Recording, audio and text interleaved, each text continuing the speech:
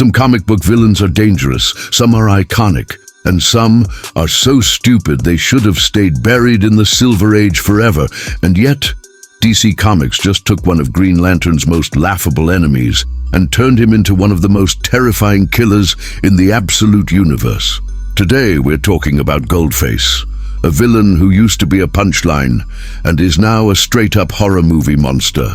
Goldface first appeared in Green Lantern number 38, 1965, and yes, he was exactly as ridiculous as you're imagining.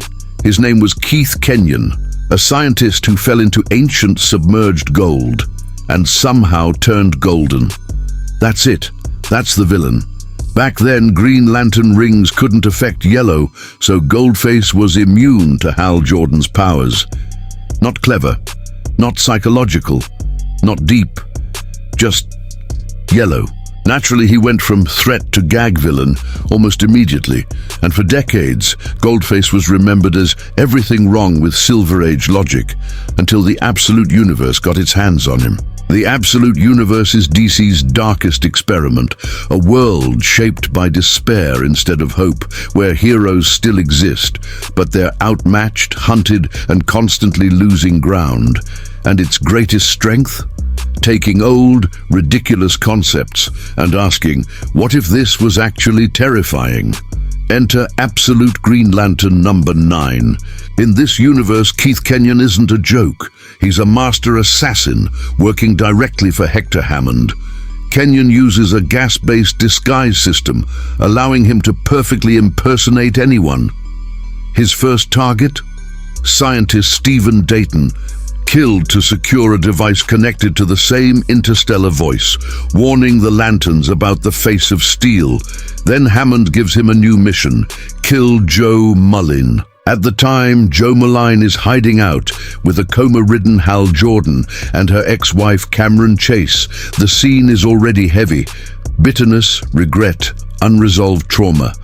Cam leaves to meet Simon Baz, telling Jo to stay hidden, but someone sells them out. And then there's a knock at the door. Jo opens the door to see John Stewart, which makes no sense, because the last time she saw John, he was a being of pure energy on O before she can react. Bang bang, 2 bullets, gold bullets.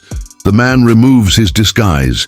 Keith Kenyon steps forward, wearing a terrifying mask, and introduces himself by a new name: Goldface. He calmly explains Jo's biological weakness to gold, then walks away, leaving her bleeding on the floor. No jokes, no monologue, just execution. This is why the Absolute Universe works so well. Goldface's yellow gimmick isn't ignored, it's weaponized. Instead of immunity, gold becomes a murder tool. Instead of camp, we get precision, fear, and inevitability. This feels like a villain designed by asking, how do we make Green Lantern stories feel unsafe again? This isn't just about Goldface, it's about how the Absolute Universe respects DC's history by reinterpreting it instead of erasing it. Just like Superman's radically altered origin, Wonder Woman as the Princess of Hell, Batman stripped of his advantages. Goldface proves that even the worst ideas can become incredible when handled with intention. Goldface went from one of DC's dumbest villains to one of its most unsettling. And if this is how the Absolute Universe treats joke characters, then no one is safe, not even the heroes.